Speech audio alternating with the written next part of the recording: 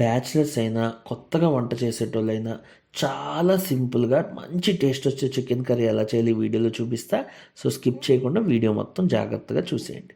దీనికోసం ఒక KG chicken తీసుకొని 1 టేబుల్ స్పూన్ పసుపు, 1 టేబుల్ స్పూన్ సాల్ట్ వేసి శుభ్రంగా ముక్కలన్నింటికి పట్టేలా మిక్స్ చేసుకోండి.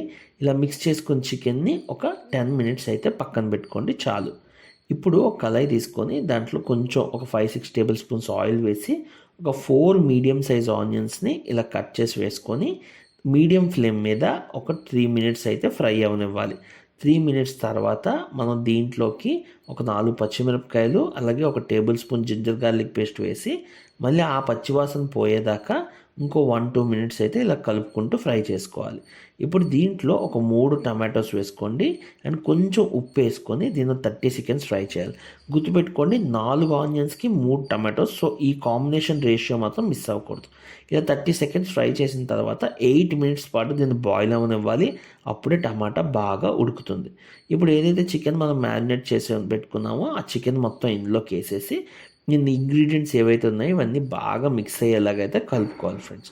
అలా బాగా మిక్స్ అయినట్టు కలుపుకున్న తర్వాత మనం ఏం చేయాలి అంటే దీన్ని 20 మినిట్స్ పాటు బాయిల్ అవ్వడానికి అయితే పెట్టుకోవాలి. మీడియం ఫ్లేమ్ మీద 20 మినిట్స్ పెట్టండి, లేకపోతే ముక్క ఉడకదు. ఒక 20 మినిట్స్ తర్వాత చూసినట్లయితే మనకి ముక్కలోని వాటర్ అంతా ఇలా బయటకు వస్తుంది. ఇప్పుడు దీంట్లో 1 table spoon coriander powder, 1 table spoon కారం, 2 table spoons garam masala powder, అలాగే 1 టేబుల్ స్పూన్ క్యూమిన్ పౌడరు, ఇంకా లాస్ట్గా కొంచెం సాల్ట్ 1 టేబుల్ స్పూన్ వేయండి. కావాలంటే తర్వాత అడ్జస్ట్ చేసుకోవచ్చు. వేసి శుభ్రంగా అయితే కలిపేసుకోండి ఫ్రెండ్స్. ఇది ముక్కలన్నిటికీ బాగా పట్టేసిన తర్వాత మీకు దగ్గర ఉంటే కొరియాండర్ మింటు వేసుకొని మూత పెట్టి ఇంకో 10 మినిట్స్ అయితే మగ్గనివ్వాలి. 10 మినిట్స్ తర్వాత చూస్తే మీకు కర్రీ అయిపోతుంది. కొంచెం గ్రేవీష్ కావాలి, ఎక్కువ గ్రేవీ కావాలంటే ఇలా కొంచెం వాటర్ వేసి ఇంకో 2-3 మినిట్స్ అయితే మూత పెట్టేసుకోండి. మీకు డిష్ అయితే రెడీ అయిపోయినట్లే. వీడియో ఫాస్ట్గా వెళ్ళిందా, అసలు ఎలా ఉంది, టేస్ట్ అయితే ట్రై చేశారా, అవన్నీ కామెంట్స్లో నాకు చెప్పండి. నెగిటివ్ ఫీడ్బ్యాక్ అయినా పర్లేదు, నాకు కమెంట్స్లో చెప్పండి, నేను ఇంప్రూవ్ చేసుకుంటా.